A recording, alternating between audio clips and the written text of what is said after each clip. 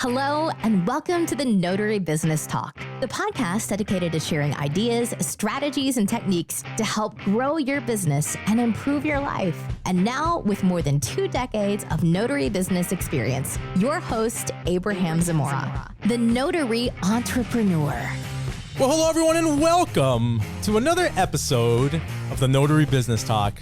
My name is Abraham Zamora, and I am the Notary Entrepreneur. In this episode, we are going to discuss what signing agencies look for in a notary.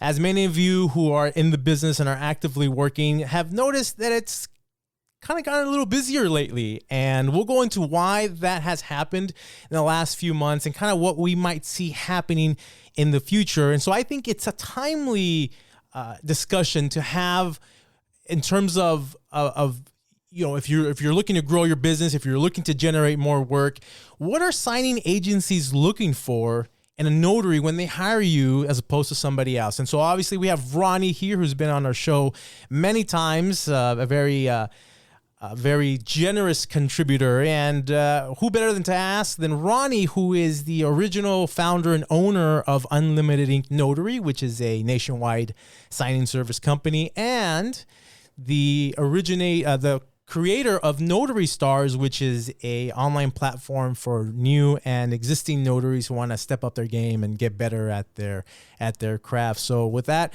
Ronnie, welcome to the show. Thank you, Abraham. I also want to mention, I also own onlinenotaries.public.com, which is for raw notaries, which may be out of your audience's wheelhouse. But in case you are a notary that is targeting Ron, we also own Online Notaries Public, which is specifically marketing for Ron notaries. So I just want to mention that as well. So just adding that to my little list of repertoire there. Yeah, and then recently you sent me a message about you got this credential or this recognized, right, by Wix.com. You're some kind of level of expert now when it comes to designing and building websites. Absolutely. So I'm always adding in credentials, and I encourage a lot of notaries to get their, wedding officiant if they want to add apostilles. One of the things, and I teach a marketing course over at Notary Stars, and recently it is a journey for sure. It's not something you can just go out and grab or pay $200 and get. I've spent about 2 to 2.5 years working toward what they call a Wix partnership, meaning that I have jumped through every hoop that they could throw at me on how to build websites and how to perfectly SEO websites.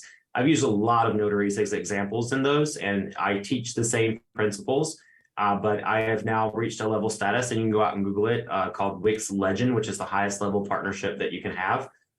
So I'm very proud of that as well. So thank you for mentioning it. I just achieved that yesterday, actually. Wow. And then I texted everybody I knew in my phone and was like, guess what? Because I feel like I just got a PhD in SEO because it's not an easy thing to get. So it's something that I love, that I can tell my marketing students, hey, you're in good hands here. That's awesome. Yeah. In fact, I yesterday when you sent that text to me, I was in Lake Tahoe looking at I was on the shore there, and I was like, oh my God, that's so great. And so I don't know who should be more jealous of who at that moment.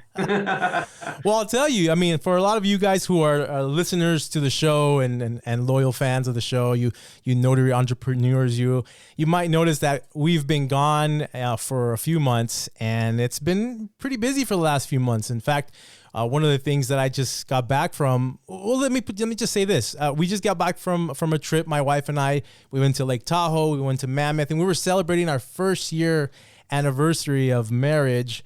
I know a lot of you listeners kind of heard the journey of us getting married and going through our wedding. So it's been a whole year. Can you guys believe that? Oh my gosh.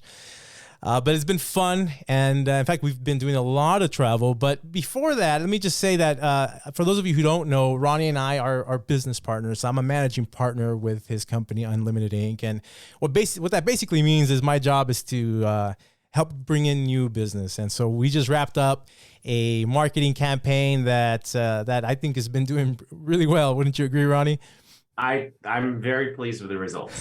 so that took a few months, and we were working on that. So that's been part of what's kept us busy, especially since it's been so busy lately. The other thing is I'm currently working on rebuilding my Notary Entrepreneur website, and with a focus on artificial intelligence, so like ChatGPT, AI. I've been kind of deep in that rabbit hole, and I'm excited because I feel that this is definitely a good tool that will not only help me with my business, but anybody else who's interested in learning about how to use technology to grow and expand their business in a much easier, faster way. So definitely stay tuned. It's a little teaser, but I'd say within the next 2 months, notaryentrepreneur.com is going to be a completely new website with resources that I think a lot of you guys who have been loyal to the show will benefit from. So stay tuned for that. I will give you guys updates as that progress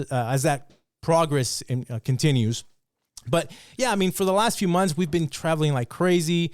We just came back from Mammoth, and we were going to go to Yosemite, but I guess because of the flooding that's going on, we weren't able to go.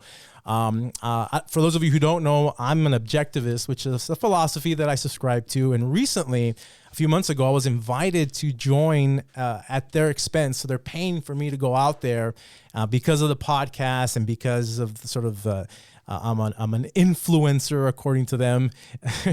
So they invited me to so next week, in fact, Thursday, I take off to Miami. I'm going to be out there for 9 days. And then recently we just came back from New York, my family and I, right when the fires, for those of you who are familiar with the news, there was some fires going on. We got there and everything was smoky. We couldn't even breathe. My daughters got sick the first day.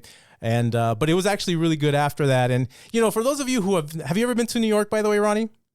Oh, yeah. It's one of my favorite places. New York was incredible. But you do hear the stories of, people sometimes being rude and, they're I would say most of the people there were super, super nice. There were a few characters who were kind of very interesting. But New York, I don't want to interrupt, but go ahead. New York to me is a lot like Europe. If you are kind to people, and you mind your P's and Q's, they're going to be completely nice to you. The thing about New York where people get the rudeness from is and I'm not speaking ill about our country, but if you use your typical, American manners where you don't say please and thank you, and you bump into people without saying excuse me, that's when you're going to get that New York backlash. But every time I've ever gone to New York, I've gone with wide eyes and a map and all of those things, and people have just been very helpful, getting around the city and helping me as a tourist. But I think it's all because of my Southern upbringing. I have such a it's ingrained in me that my mom could slap me in the back of the head at any moment. And so, like, if you go with that mentality, you'll have a lot of people watching after you there. Yeah, it was great. We did have a lot of people and a mixture of people, a lot of immigrants from all sorts of places. I mean, it was really interesting. And I had never been to New York, so like a Mexican upbringing, very polite manners. And so very similar in that sense. So it was a great experience. And we went to Ellis Island. In 3 days, we went to Ellis Island. We went to the Statue of Liberty. We went to Wall Street. We pretty much did everything except, I think, the Empire State Building. So, did you have this feeling? I don't know about you, but the first time I went to New York, I didn't have it after because I knew what to expect. But the very first time I went to New York, I'll never forget the first day. I was much younger then, but I remember, I've lived in LA, I've lived in Atlanta, I've lived in Miami. I went to New York and I came home to my hotel room and literally closed the door and leaned against it. Was like I just felt like there were so many people. Like, you cannot throw a rock. Literally, you hear that saying all the time. You can't throw a rock. In Phoenix, it's a 5th largest city in the country. I could throw a rock and not hit anybody. New York, not possible. No, it was nuts. Did you feel that energy? It was just breathtaking almost. Yeah, and there was one of our favorite things that yeah, absolutely, I agree. And one of the favorite things that we enjoyed was Central Park. So Central Park was our favorite place because you went from this busyness, right? From the busyness of the crowds and the people, and then you go into Central Park and it's like you're transformed into another world, right? And so it was the coolest thing. And we had this tour guide. They were these guys in the bikes and they rode us around, and super nice. And told us, I didn't know how many films had been filmed in Central Park. So that was a really neat experience. But We yes, should do a podcast just on New York one day, like tourist of New York. Like we should that should be like our side thing to do, is just go travel and then come back and talk about those places. I hope people are interested by this kind of stuff. I think they are, and so absolutely. I mean, that's fun. But in the meantime, we'll do it here. Although I will say that one of the interesting things that I noticed, the iconic thing there is the yellow cabs, right? The yellow cabs are everywhere, and they're all yellow. I don't know if it's the law there or not, but we had a few cabs that were a little kind of interesting, right? We walked in and they were shady and not the nicest people. But then we had this one cab driver who right away and hold on, I'm trying to fix the. Yeah, it's auto-focusing on your microphone. It really is auto-focusing. I'm trying to fix the microphone here. So for those of you who are watching on YouTube, you're probably seeing me playing with my microphone here. Does that look okay, Ronnie, or is that still kind of blurry? When you put the microphone right in front of your face, it blurs you out and focuses on the microphone. Okay, I think that's better now. What do you think? Yeah, that's good. Yeah, there you go. That's still doing. Wow, isn't that interesting? Okay, well. Can you leave it off to the side a little bit? Maybe. I think the volume might change. You want to cover that handsome face up? Oh boy, yeah. The other thing I've been noticing is my audio and my lips are out of sync. Is that? Are you noticing that or no? No, I see it just fine. Oh, good. Okay, then I can not worry about it. All right. Anyway, so we had this one cab driver. He was from like Nigeria or something. Super nice guy, right? And so, and this reminded me of loan signing agents. And the first thing I noticed was his car was super clean, right? He made a great first impression. His car was clean. It was vacuumed. It smelled nice. I can't say the same for the other cabs that were there. Okay, so right off the bat, we noticed, wow, this is. It was like a little van. It was very well kept. And then when we walked in, the guy was real polite, and like we were just talking about the traffic and the people there. You know how crazy New York traffic can be, don't you? Oh, yeah. Yeah, and so the other cab drivers drove, they contributed to that craziness. But this guy was really smooth. I mean, the way he drove, we didn't feel the shakes, the bumps. Really a pleasant ride. And then the guy himself was super nice. I mean, he started telling us, it was almost like we paid for a tour guide to take us around the city and tell us, this and this. And he was giving us the history of that and what had happened here. It was such a pleasant experience that we actually used him to take us back to the airport because we just loved the guy so much. He was a really nice guy. We gave him a great tip.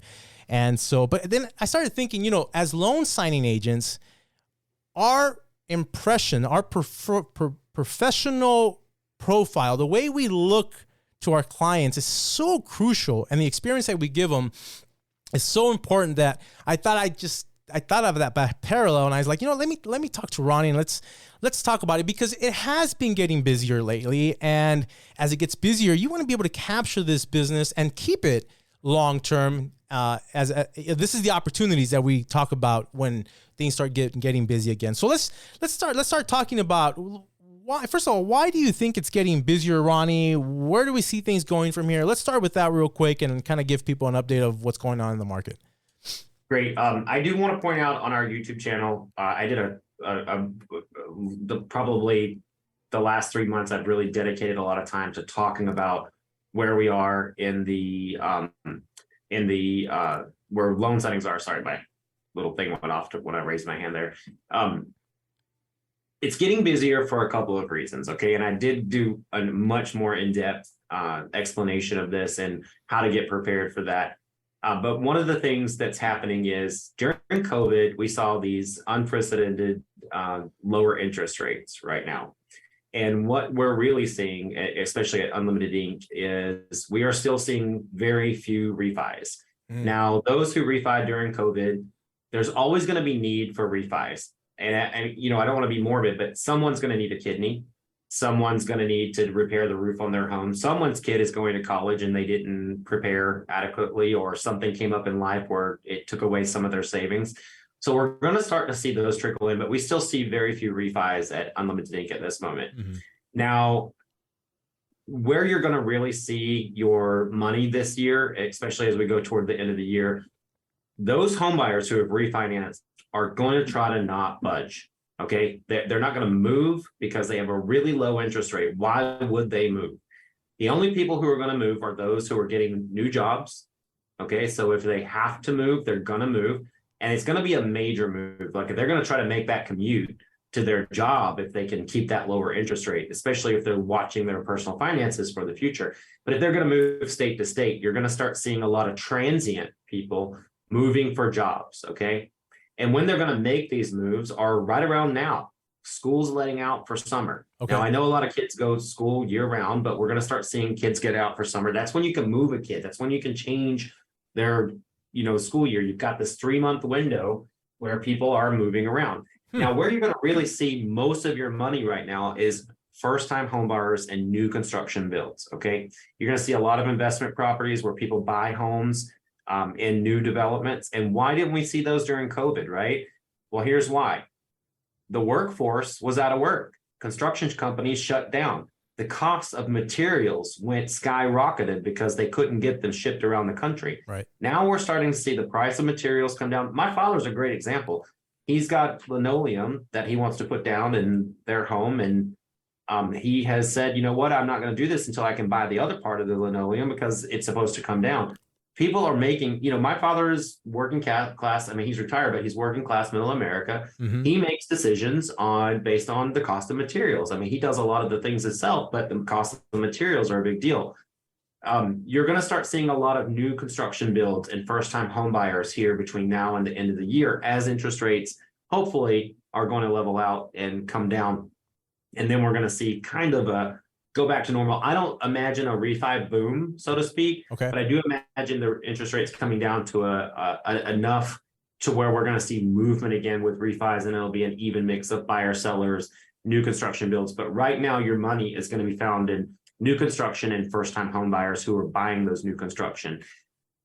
If you see, people who are already locked into a low interest rate, it's going to be people buying a second home as an investment property. Mm-hmm. And then people are preparing for interest rates to come down. So that's another reason why it's getting busier, because they know they can buy now and 6 months later refi and get that interest rate lower. So they're only going to pay a few months of that higher interest rate. So those are the things that I'm seeing that's happening in the market that's making things more busy. So it sounds like it seems like we're starting to maybe sort of level out to a new plateau that hopefully will stay at this rate for a while. I truly believe so. And, and Travis follows everything that's anything about the interest rates. And his prediction has always been, the last quarter of this year, which, hey, we're halfway there. Yeah. We're more than halfway there. We're in what, third quarter right now? Right. No, we're in second quarter still.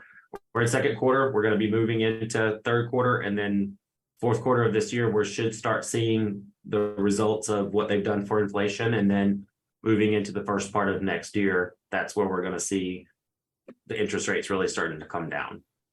Okay, good. Now, just for those who don't know who Travis is the operations manager of Unlimited Inc. and co-owner, right, Ronnie? Co-owner, Yeah, yes. Absolutely, yeah, absolutely good. So he knows, he's the guy that's in it every day from morning to night, and he sees the trends, he sees what's going on, and we've really seen a boom lately. So it's good that we talk about this. So let's give people sort of an insider's perspective. Okay, everyone who's listening, this is just for you, okay? It's a little secret behind the curtain. Don't tell any of your friends, okay? Because this is going to benefit you, okay? We're going to give you a sneak peek of behind the scenes of what signing agencies are actually looking for. Imagine when you were in school and you there was this boy or girl that you liked and you were wondering, I wonder what they're thinking about me. I wonder if they like me or not, or what's going on in their mind. Well, we're going to tell you what's in our mind, so you don't have to keep guessing, all right? And so there's 5 things I think we mainly look for, and we're going to go down the list here and let Ronnie kind of explain from the signing agent perspective, because we both work in the signing agency world, and we also are both active notaries, so we're in the middle of both worlds, right? So I think the first thing we as a signing company look for is the image of the notary. Sort of like that cab driver. When I went into his car, it was smelling nice. It was clean. The car was nice. There was no dents on the paint. It looked really good condition. How important is a notary's profile when a signing agency is looking to hire a notary, Ronnie? It's extremely important. And the first thing that I want to say to anybody listening to this is years ago, I did a video with Carol Ray. You can do Notary Stars and Notary to Pro and on YouTube and find that video. And I encourage you to go watch it because it's a much more in-depth than we're going into today. Sure. I love doing this topic, but I have to say this right up front. I had so many people comment and say, oh, well, he must be racially profiling or he must be profiling. Absolutely not.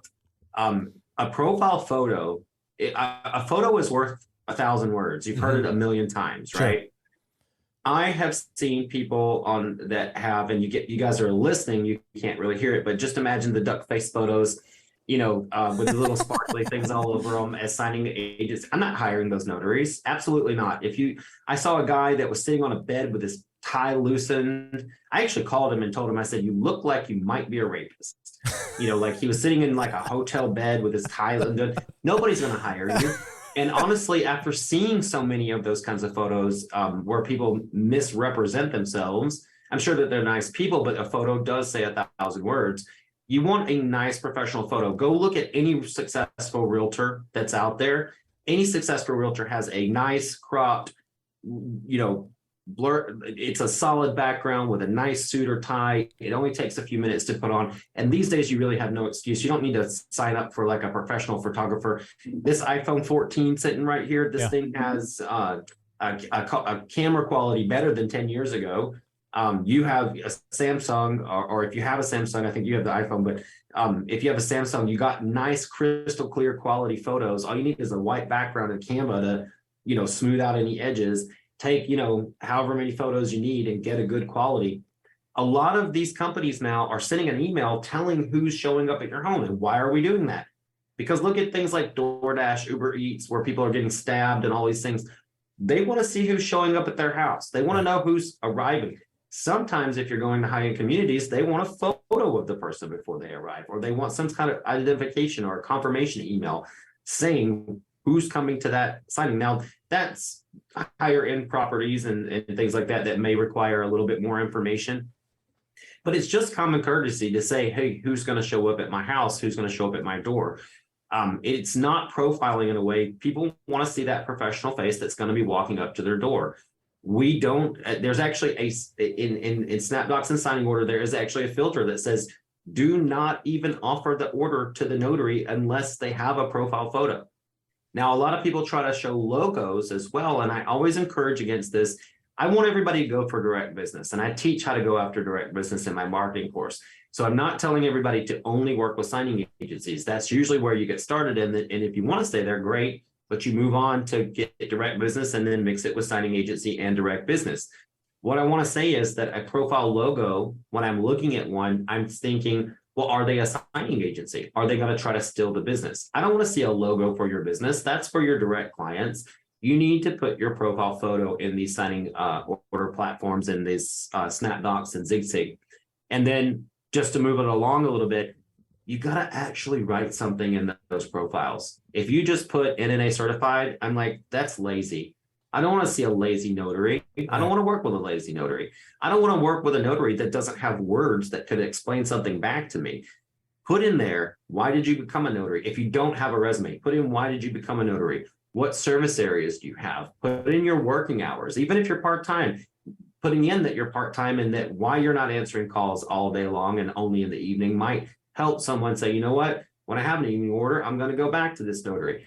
So you want to fill out those profiles and name drop like crazy. I work with Mortgage Connect. I work with BankServe. I work with Amrock, and be honest about it, because all of those things can be checked. Okay. So you want to make sure that you fill out your profile. I would say anything less, for those who can see about this, it's probably about 2.5 inches on the screen, 5 sentences, 6 sentences, 7 sentences max. Go into why you became a notary, why you like being a notary, who do you work with. Don't put who you don't like to work with. I don't want to hear the negative stuff. Put in there a lot of information about yourself. Keep it concise, 7 sentences maximum. And please don't use the sentence that says, I do not miss initials, dates, or signatures, because that's become so redundant and people are blacklisting you right up front because they know it's a lie. So you want to be truthful. Why did you become a notary? What area do you service? What hours do you work? Who do you work with? And when I see names of companies that you work with in there, I start to see, okay, great. Like I know that they work with Mortgage Connect. So they have, obviously if they're still working with them, probably doing good. Amrock, that's a big one to drop. And those are easily verified and checked. So people can see that you're not just working on signing order or SnapDocs, because your order counts may not be as high on those sites. So you can let people know who else you work with off of those platforms. Yeah, and I think sometimes people will kind of add a little fluff to their profile because they're maybe newer or brand new and they kind of want to impress signing companies. But, I think what needs to be understood is that the people behind the signing company are people just like you and I, and we all started out at zero. Mm-hmm. And as a signing company, contrary to what a lot of people say and believe, signing companies want you as a notary to succeed. Because if you succeed, we succeed. It's a mutually beneficial relationship. It's symbiotic, right? It's like that shark with the fish underneath it. They don't eat it. He doesn't eat it, and the shark cleans its belly. We work well together, and somehow at some point it's become like this versus notaries versus signing agencies. It's not like that. And at least that's not the way we see it. And so if you're brand new and you haven't done any signings or you're just barely getting started, say that, and we will know your sincerity. My point is that we will, to an extent, try to help you out, even if you're brand new, because we want to see you succeed.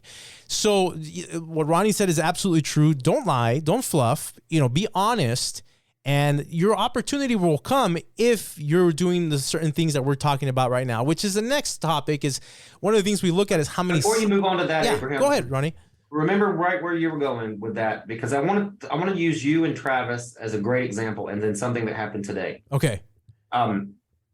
So being new is okay. When I first contacted you, Abraham was the first notary I ever hired in the country. Okay. I called him, I said, listen, and he's got 10 years of experience on his profile. And, and I'm like, I don't care. This is what I need from you. This is a brand new client. You're the first notary we're ever hiring nationwide outside of my local signing agency. I need this to go right. Business rides on this. Abraham was like, I got you. After that, you went and took Notary to Pro. You went and took Notary Stars, anything, even though you work with your own direct business. Right. You went and took the training that we needed just in case I come back. And we've used you over the years. Look at you now. You're a managing partner at my company. Right. That's sincerity. Like you gave it all. Travis came from the lending industry, which makes him such a great asset. Beth worked as a title officer. I would have been a notary for so long. Travis worked in lending. He comes in. He was by association already grandfathered in because he knew one of actually, if you goes back and watch some of the videos, the two notaries that really started this company, he was kind of great friends with that notary. And he comes to me and I said, look, these are the things I need from you. He was out in the field for about a year.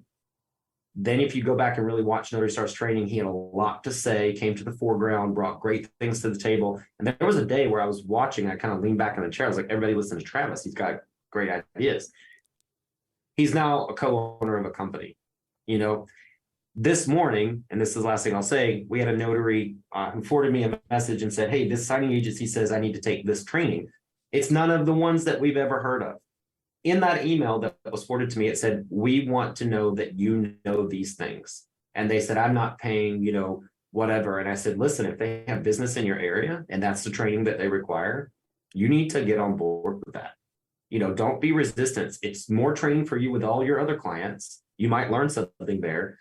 And if they have business for you, don't pass it up just because you're one way or the other on training. Right. We are in a very competitive market right now, and everything you do is very important on your profiles. 6 years ago, in 6 years, and in the COVID notaries that we thought were going to fall off, they're already falling off, and it's still high numbers.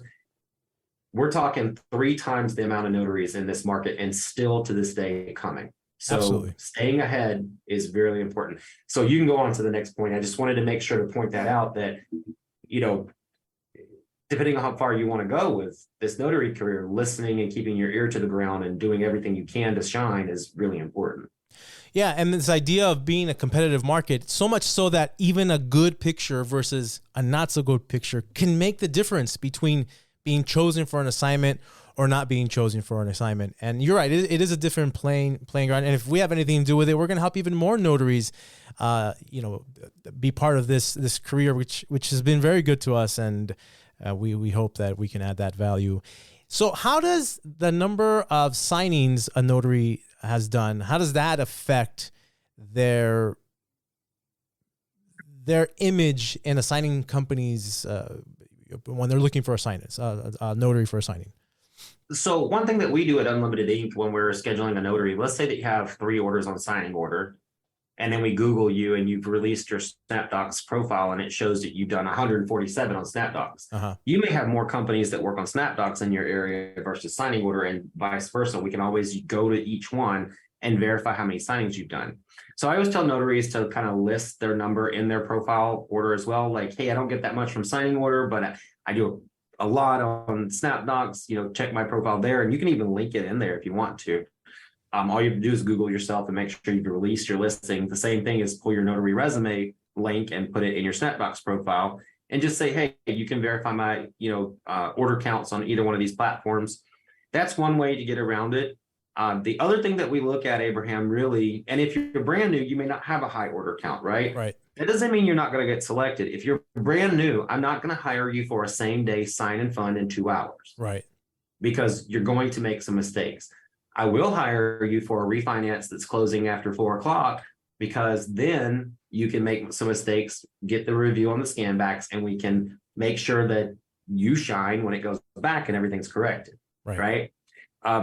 But another thing is, as you start working, a lot of notaries don't understand this, and I've done several articles. Please Google Notary Blacklist, Notary Stars, and you'll find our article, or just go to Notary Stars and look in our articles under community blogs. There is a rating system within SnapDocs and signing order, okay? And it's good feedback, medium feedback, and negative feedback. And then the worst feedback, which is called a blacklist, meaning that you don't even see that company's orders anymore. And once you get on a blacklist, it can start to become a snowball effect. If you get more than 4, every good notary in this country may have a blacklist out there because they said something smart or they just don't ever pick up the phone. We take those things into account. But a notary blacklist means you were really bad, or you were really rude, or you were excessively charging. Once you get up to like 4 or 5, that number will triple and quadruple and even go higher, because no signing agency is going to touch you. Unless you're in a rural area, and then we kind of have to. But even in the rural areas, notaries are up and coming. So I see notaries all the time don't realize how the rating systems behind can really affect their career. So it's a combination of orders and what other people think about you. Sure. Unfortunately, more people leave negative feedback than they will leave positive. So when you've knocked it out of the park, I always tell those notaries to ask for a good review. Okay. At Unlimited Ink, we try to do it every time we send out a payment. We try to say, this notary did good on their files between this date and this date. Negative feedback, we only put on our internal side, so it's not shown to, if you do something crazy, like show up drunk or whatever, which we've had a notary do once, that will stay on there forever. If you don't correct your errors, we will definitely put that on there, and we'll make sure other companies know about that. But if you miss a signature, that's an internal mark, and it's a little box. It doesn't actually go in your public profile. It goes on our box and says, hey, and I'm just making up a name here. I'm pretty sure I have a notary with this name, but I'm not talking about you. It'll say, hey, Linda missed a signature on her last file. Remind her about this document when scheduling. Right. Hey, Jack forgot to scan within a 3-hour window. Remind him. And then if that reminder gets removed, if you do good on your next one, so our scheduling team can kind of remind you and help you along. After 30 days, those comments go away anyway. But with other signing agencies, I see it all the time. You want to be honest in your profile. Please don't put that I will not miss dates, initials, signatures, or whatever that was taught somewhere along the way. That is a lie. And when you put that in your profile, you really tick people off when you do. And then they go back and go typical blah, blah, blah, and put negative comments on people's profiles. So you want to just be honest and say, hey, if I miss something, I promise you I'll correct it, and you need to mean that. That's the key, is you need to mean it. I think this, if you guys take anything out of this podcast today, I think it's this. And look, there's a lot of new notaries that have come on board in the last couple of years. One of the biggest things is I think notaries don't feel they can do it. I mean, you and I have done it. We've helped other people do it. They may not think they can. They hesitate. But I don't think they realize what you just said and how you think. If you're a new notary, we're willing to help you out. We may not give you the urgent last-minute signings, but at least with us, Unlimited Ink, we ask you to scan documents back so we can check them for you. It's not a bad thing. It's not a burden. It's to help you, especially if you're newer. And here's the key. Just like that taxi driver that got return business from us and drove us all the way to the airport, which was a lot of money to get to the airport. It's like $100 from where we were staying. But he got that business because he had the right attitude. And most importantly, it's not that he didn't make a mistake, and in this case he didn't, but as a new notary, it's not about whether you make a mistake or not. If you're newer, we're kind of expecting you might make a mistake. Okay. Abraham, I've got way more notaries. I've had a few notaries that say, people say whatever they want to about you, right? When, I've always say I'm the most favorite guy in the world in notary training until I call it with an error. We are so kind to the notaries when they do make an error. We always, let them know promptly. We have an email that goes out, we text message them, and then we get them on the phone.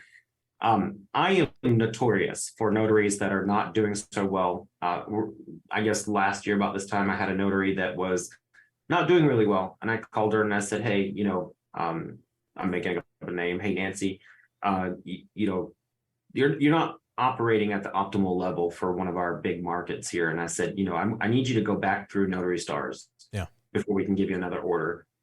Did it recently to another guy here. He's now a Notary Star. I said, listen, you need to come train with us. And because you're not doing really well. They went and took their training. They got themselves up to par. They're doing really well now. I think sometimes notaries also need to understand that making an error is not anything against you. We're all going to make errors. Sure. Every single one of us. None of us are perfect. It's how we, and I want to refer to Carol Ray because I always encourage people to take her class too, Notary to Pro, the late Carol Ray. She said something to me one time and it really changed my mentality with training. She said, Ronnie, it's not the mistakes we make that people remember. It is how quickly we remedy them and the grace we remedy them with. Those words will forever remain with me. And I use that a lot with notaries in training. And I always refer back to Miss Carol's words. I mean, they're the most infamous words I think a notary could ever hear in this industry is, it's not the mistakes we make that people remember. It's how quickly we remedy them. Right. Case in point, one of my largest clients right here in Phoenix, Arizona, we service 45 of their offices. And when I first got the first office, I remember going in and I'm not going to say her name, but I said, Miss So-and-so, I said, I missed I was so nervous. And this is just 7 years ago. I was so nervous because they were a big client. And I said, I know you're never going to want to hire me again because I missed another signature and I had to go back and get it. And she goes, Ronnie, this is exactly why I'm going to hire you again. Yeah. Because you always catch your errors and you fix them before you return them to me. Right. She was like, if you didn't fix them, then we would not be working together. Right. And that is when I realized that the pressure was really off. Sure, you don't want to make mistakes, but you also want to know how to triple check your work. You want to know how to get back and handle it with grace. And the biggest thing is I can teach notaries ever is I tell every single one of my clients, we have things pop off all the time. Travis and I call it, it's popping off, it's going off. We don't hide behind cell phones, text messages, computer screens, or emails. We pick up the phone and we're big boys about it. We put on our big boy britches. If you're a female, you put on your big girl britches. You own it. You get it done quickly. You let them know you care, and it means just as much to you as it does to them, especially for direct business. I mean, that's going more into handling things direct. If you're working with a signing agency, you always go through the chain of command. But big deal out there is to just make sure you own your job. Absolutely. Yeah. And attitude is everything. If that's the key takeaway, I think. But that's not to say you don't get training. That's not to say you don't go out of your way, like Ronnie was saying, to become better. You don't want to just rely on signing companies to check your work and constantly be making mistakes. So how big of a deal is training, Ronnie, when it comes to choosing a notary for an assignment? It's a huge deal. And, I want people to understand a little bit about Notary Stars. I'm going to plug it here. We offer over 150 hours of previously recorded training on every loan product under the sun, page by page. If you need additional help, we train 4 days per week, where you can go live with an instructor, page by page, ask questions, interact. We have a lot of people in our Facebook group, but we have one of the least interactive groups because we do everything live, where you can come in. But it's not just Notary Stars. We teach you how to work with any company out there, not just Unlimited Ink, but how to shine really with any company you're working with. But we're not the only known company out there. There's Notary to Pro, which has a well-respected following. Right. There's Loan Signing Systems, has a following. Right. There's, Bill Soroka, Sign and Thrive. There's Laura Beaver State Training. Right. You line just those names up, okay? And I want to give a plug to Signing Agent Basics as well out of Texas. I think Kendra Lewis does a really good job of getting notaries prepared for next level and getting them started. You take just those names I mentioned right there, and you put them on a resume, and you see one of them. Okay, that's one training, great. Then you see all of them. Wow, I want to work with that notary. Yeah. Get that notary. They've got everything from the NNA to Signing Agent Basics, Notary to Pro, Loan Signing System, Notary Stars, Bill Soroka, Sign and Thrive. They've got Laura Beaver State Training. Why wouldn't I work with them? Right. Why wouldn't I? And anything else that comes up, you do want to be careful. I do think this about training though, and I want to say, if you cannot access the trainer in some shape or form, be careful. If it's not attainable where you could actually speak with the trainer that's collecting money to train you, be careful with these new previously recorded videos. And if they don't have a way for mentorship or something where you can interact with them and ask them a direct question, be careful, because there are a lot of pop-up training courses. The ones I mentioned before are, well-known.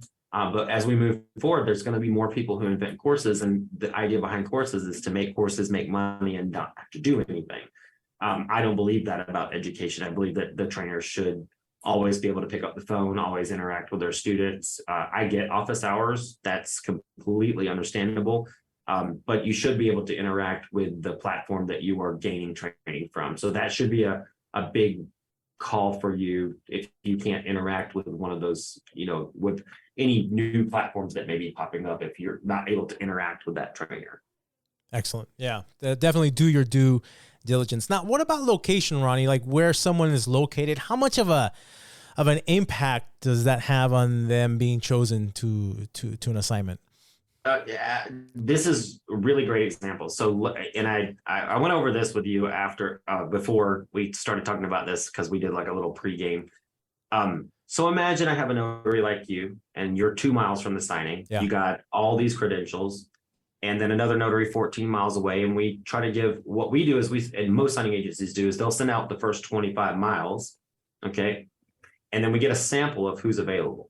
Because some notaries will say no, some will say I need a higher fee, some will say this. And what we're going to do is we're going to look at everybody who responded, and we're going to pick the closest, best notary.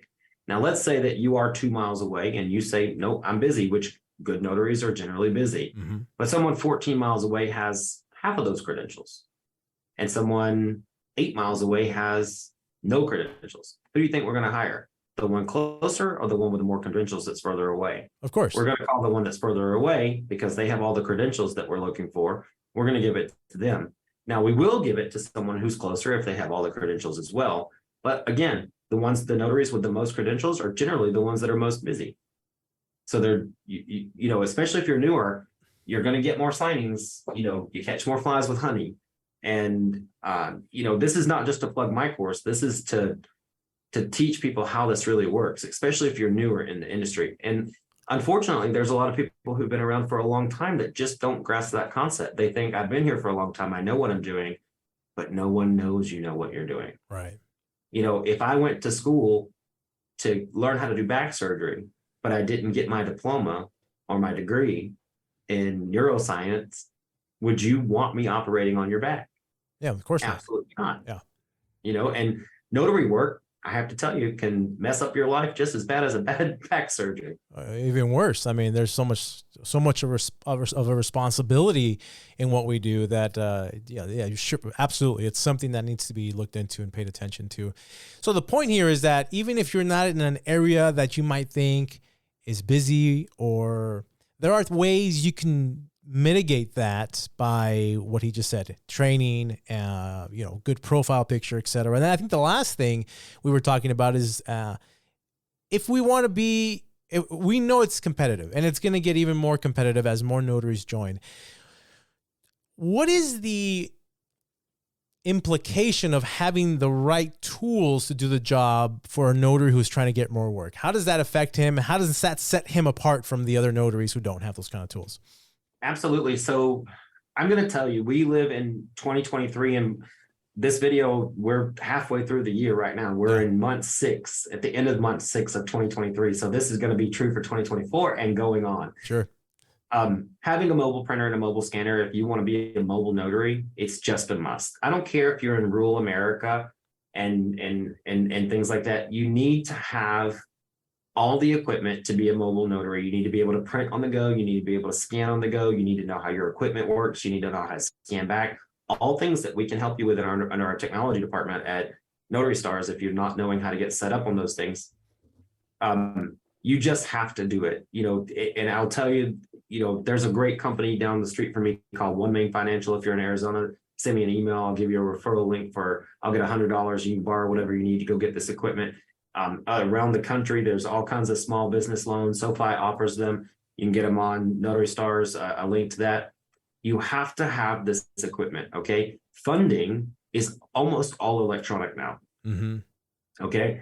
We're pushing into a RON industry, but people just fund right off the scans. They want you to sign and scan and fund. And I'm sorry, I have heard my last complaint of, I don't do scans. Well, you don't live in 2023. Right. Before people shipped, years ago, because we didn't have access to mobile scanners or mobile printers. Right. Now we do. There's no excuse. You are slowing down every single person who worked on that loan before you actually got your hands on it. If you don't have a mobile printer or a mobile scanner, right, you are slowing down your own business. And I've just heard my last complaint on it. I don't even care when people try to argue the point anymore, because there are now more notaries with mobile printers and mobile scanners than there are notaries without them. And we try to employ those who have them.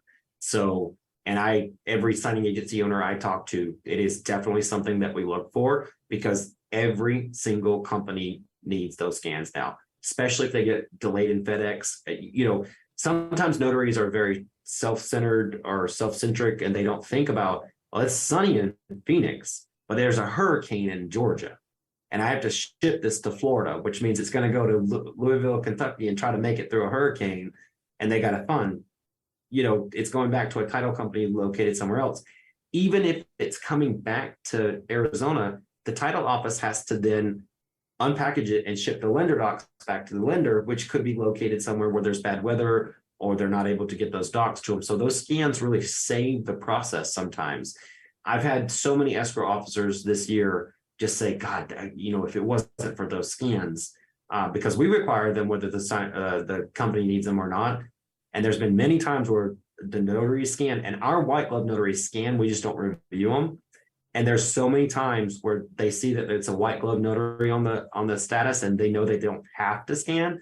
And then they tell me, God, your notaries are awesome because they're always there. We're always able to close. So you've got to just get with the times. It's a mobile career. Right. If you're running across town, especially with gas prices, what they are, to do a signing and come back to scan, that scanner will pay for itself in just 1 month. Oh yeah. It really will at the gas prices we're living in, especially where you live, where you can't even drive. I mean, you guys spend, I don't know how long in traffic just to go 5 miles. Right.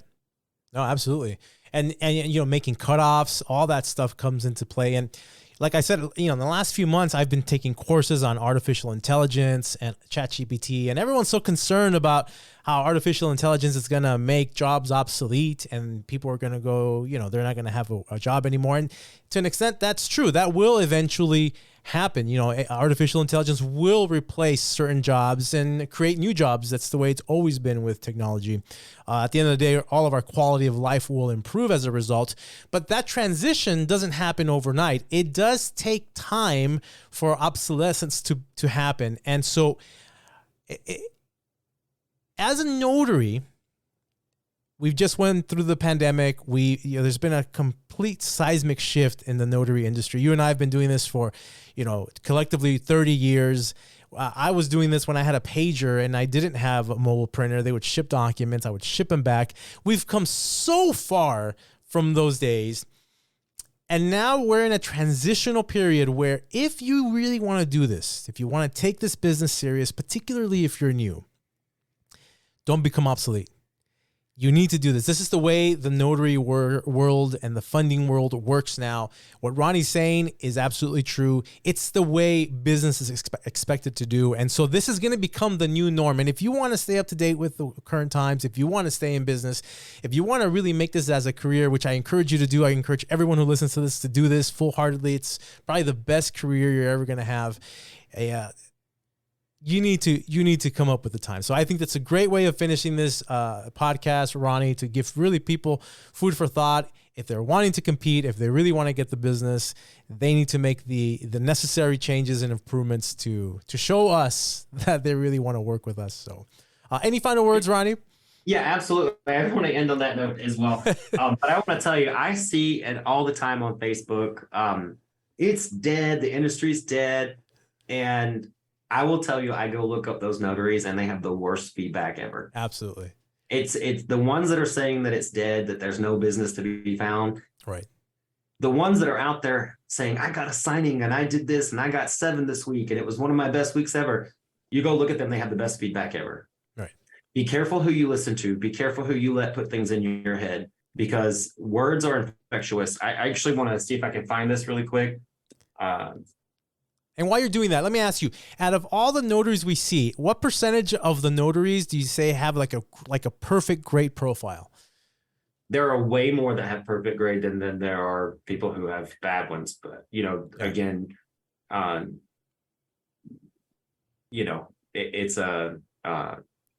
are way more good notaries than there are bad notaries. I'll tell you that. Most people take it very seriously. How many of all the notaries, how many of them would you say, in terms of percentage, could actually improve their profile that would make a significant difference? Probably 70%. 70% of notaries' profiles could be improved where it would make a big difference. Absolutely. Probably 70%, if not more. How do I drop this mic? Okay. That was good. I'm trying to find this quote because I really want to share this. Sure. Give me 1 second.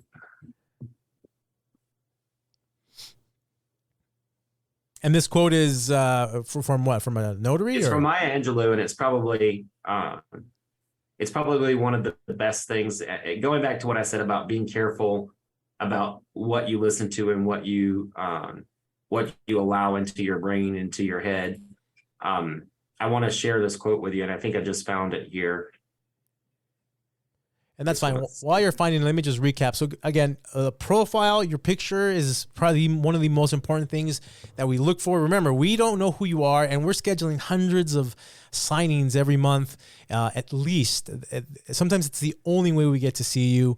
The number of signings you do is crucial. So especially if you're getting started, take whatever you can take, get those numbers up, do a good job, have a good attitude, have the right tools for the job, scanners, mobile printers. Don't worry so much about the location, but instead that you're in, but focus more on the training and the effort that you're putting into your business. Not only does it help you become a better notary to eliminate errors or prevent as many of them as you can, so your reviews are high, but also lets us know, assigning companies, that, hey, you know what? This is a notary who's taking their business serious. It's the best way to communicate with us that you are taking your notary business serious by the training that you take. So anyhow, did you find the quote, Ronnie? I did. And going back to what I said, I usually see the notaries that are the most discouraging are the ones usually with the worst feedback. And I just want to remind everybody that words are things. And this is Maya Angelou's words. Okay. Sure. She's one of the greatest poets of all time. Words are things. I'm convinced someday we'll be able to measure the power of words. I think they are things. I think they get into the walls. They get into your wallpaper. They get into your rugs and your upholstery and your clothes, and finally into you. So I just want to remind you that words will follow you. Be careful who you're listening to for training or turning to for advice, because if it's a negative person, it's going to get into your life. It's going to follow you home. If you listen in your car, if you listen in your bedroom, if you listen in your kitchen, you're inviting it into your home and into your business. I have a rule, and I have to work with Travis and Beth on this all the time. Owning a business is scary as even at our level. Okay. It is not an easy thing. Beth will call me and tell me something that's going on, and I have to tell her, I can't hear this. I don't want to hear it. Travis will call me, and sometimes he can be negative. He controls the finances, and he's like, we got to do this, and we need to tighten up here, and we need to cut this. And I'm just like, you know what? You do your job. I'm going to continue to work on sales and bring in things to this company and train notaries so that we have great notaries for clients, because I can't let those negative worries or fears. And for 10 years, it's been great. I learned a long time ago not to let negativity into, my personal bubble, and mostly because of my business. I run my business just as spiritually as I do, my personal life. Yeah. You just have to push out the negative and bring in the positive. And that is a challenge in itself. But remember, words are things, and they will follow you home. So that's where I'll end it, Abraham. Yeah, it's beautiful. And I think, yeah, right. The ones who are negative about the industry are usually not the ones that are in the best shape. And I think the 80-20 rule definitely applies for notaries. And we'll leave this on a good note, because this is what we want you guys to hear. Look, guys, being a notary and being successful is not difficult. The technicals of what we do is not hard. We show up to someone's house, we watch them sign, and we put a stamp on a piece of paper that we sign as well. At the end of the day, if we really condense it down to the essentials, that's what we do. All right. That's simple, and that's not hard. But what we're talking about, and we just spoke about today, is the essentials of being successful as a notary. And 80-20 means that 20% of the notaries in this country are doing about 80% of the work. That means a lot of them aren't doing really what they need to do to become successful. That means that as long as you're willing to do the stuff that we're talking about today, you will easily beat the 80% and be as busy as your heart contents, because there's so much room to improve when it comes to this. So I hope you guys take this message to heart. I hope you get encouraged by what we're saying. It's very easy to be the one of the best recognized notaries in your area, as long as you're willing to do the things we talked about and put in the work and effort. So with that, I hope you guys have an amazing week. We hope you enjoyed this show. And until next time, take care, be well, and stay productive. Thanks, guys. We hope you enjoyed this episode of the Notary Business Talk. To learn more about becoming a notary entrepreneur, or to find out how Abraham can help you achieve your business goals, visit notarybusinesstalk.com.